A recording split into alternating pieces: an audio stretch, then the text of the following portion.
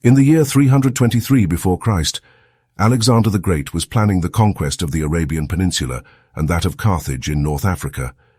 Then, completely unexpectedly, he died in Babylon, in what is now Iraq. Even at a young age, he had conquered an unprecedented empire and spread Greek culture far beyond its original borders. Both of these accomplishments made him a near-mythical figure in the subdued realms and even in the neighboring regions. For example, Iskander, the way the Persians believed Alexander's name was pronounced, remains a widespread first name even today in countries as far away as Pakistan, India, and Afghanistan.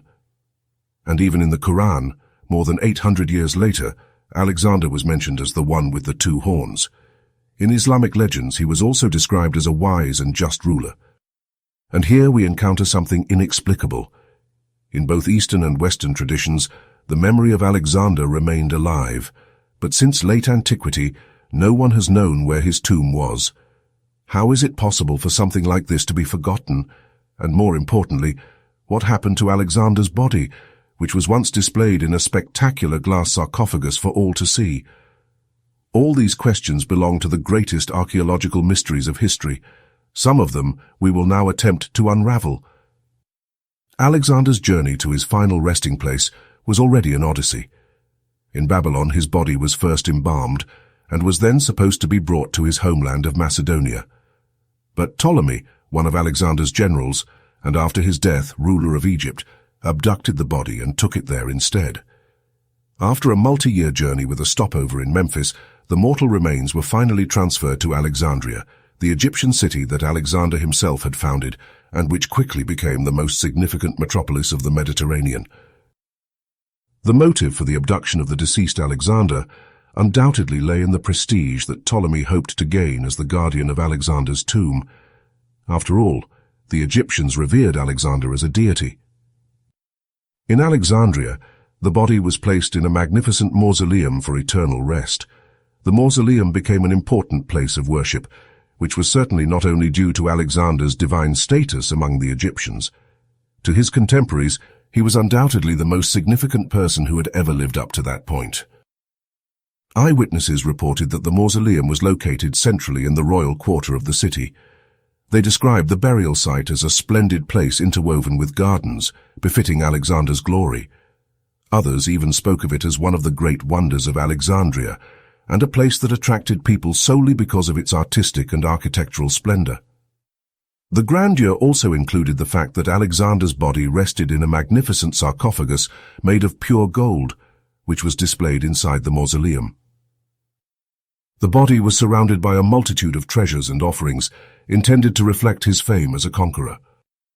Travelers reported for centuries after Alexander's death about the reverence the tomb commanded, and its significance as a pilgrimage site for rulers and ordinary citizens alike. In the 1st century before Christ, the golden sarcophagus was replaced with a glass one, which was probably made of clear rock crystal. This glass coffin allowed, for the first time, an unobstructed view of the embalmed body, which greatly increased the number of visitors once again. Now everyone could catch a glimpse of the great general, who, due to the embalming with honey, appeared as though he had only recently passed away.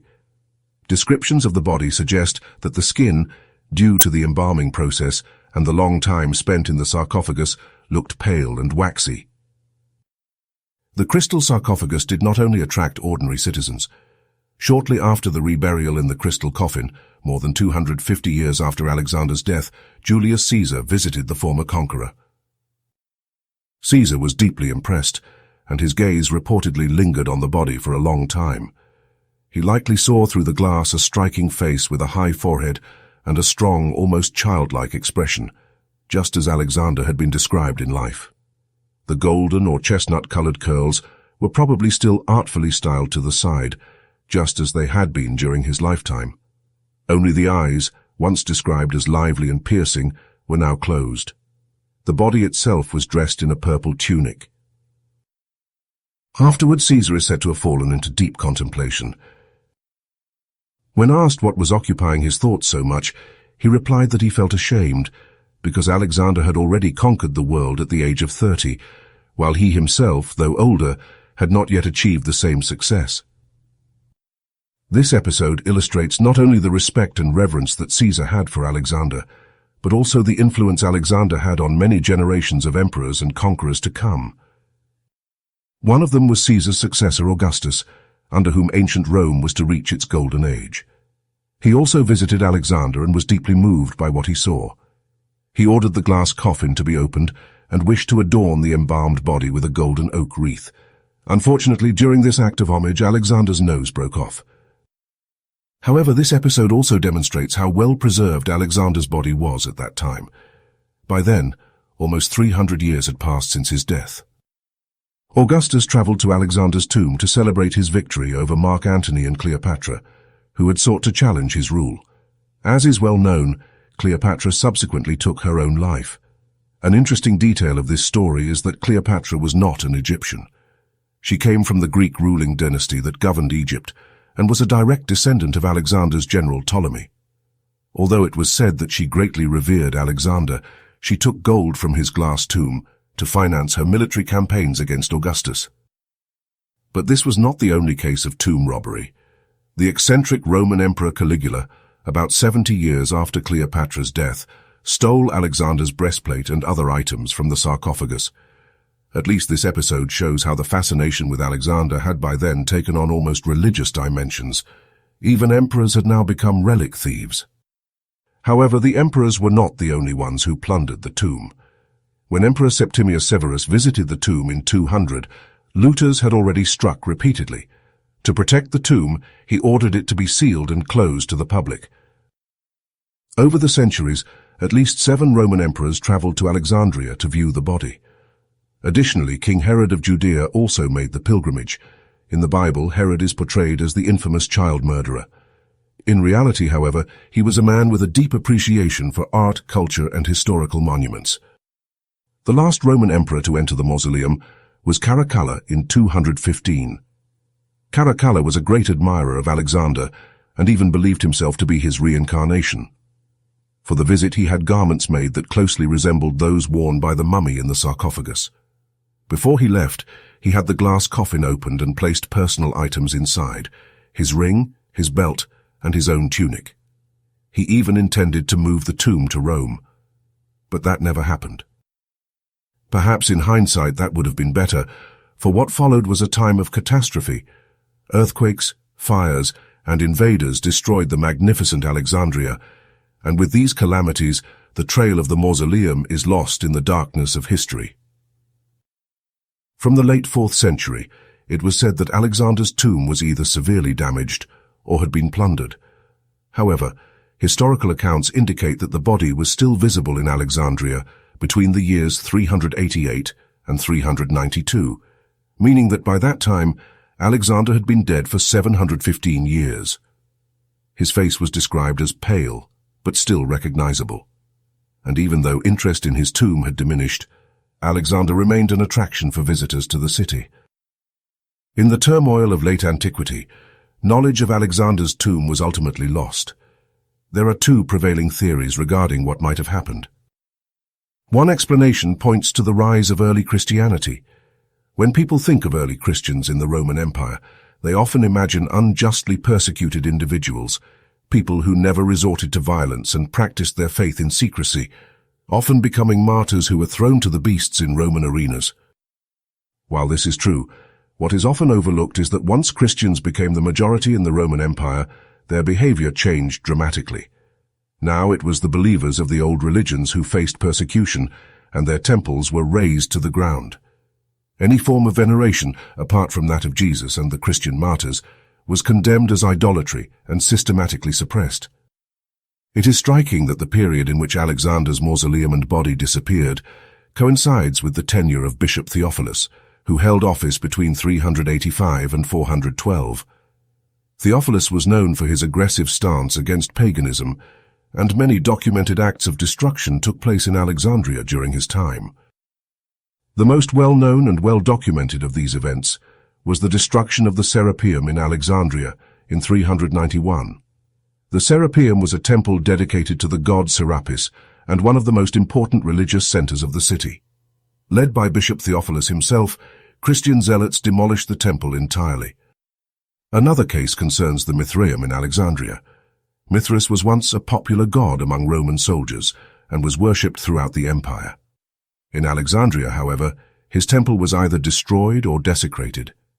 The temple of the Egyptian goddess Isis met a similar fate. It was either demolished or converted into a Christian church. There are indications that Alexander's tomb was affected as well. After all, it was centrally located in Alexandria, making it a prime site for a church. But even if the mausoleum was not directly destroyed, it is possible that it was deliberately allowed to fall into obscurity in order to cement Christianity's dominance. This theory is supported by contemporary accounts from as early as the 3rd century, which describe the increasing neglect of Alexander's tomb. Another explanation for the disappearance of both the mausoleum and Alexander's sarcophagus lies in the many natural disasters that struck Alexandria over the centuries. The city is situated in a seismically active region, and historical records describe earthquakes that severely damaged large parts of the city. One of the most significant of these events was the earthquake of 365, which triggered a massive tsunami that devastated vast stretches of the coast. A historian from that time described the catastrophe as follows. The waves rose, ships were hurled onto rooftops, and many buildings collapsed. It is entirely possible that Alexander's mausoleum was either heavily damaged or even completely destroyed during this earthquake. However, it is more likely that no single event was responsible, but rather a combination of factors. Rising sea levels and seismic activity dramatically altered Alexandria's landscape. Many structures were either destroyed or swallowed by the sea. For this reason, many archaeologists and geologists consider it highly probable that Alexander's sarcophagus was simply washed away by these natural disasters, especially given that his tomb was located near the coastline. If this was the case, then there is no hope of ever recovering Alexander's body or the glass sarcophagus. Amidst all this chaos, Alexander's tomb faded from memory at an astonishing speed. In 400, the church father John Chrysostom posed a rhetorical question to his Christian audience. Does anyone among you know where Alexander's tomb is? At that time, only 8 years had passed since the last recorded sighting of the body. Chrysostom assumed that no one knew the answer and used this as an argument to illustrate the fleeting nature of all earthly things. Even the greatest figures in history are eventually forgotten. At least in the case of Alexander the Great, however, he was mistaken. His life, and even his death, continue to fascinate people to this day. He lives on in books, films, documentaries, and even on YouTube channels discussing the mysteries of history. And that was the story of the vanished tomb of Alexander the Great. If you enjoyed it, please press the like button and subscribe to the channel.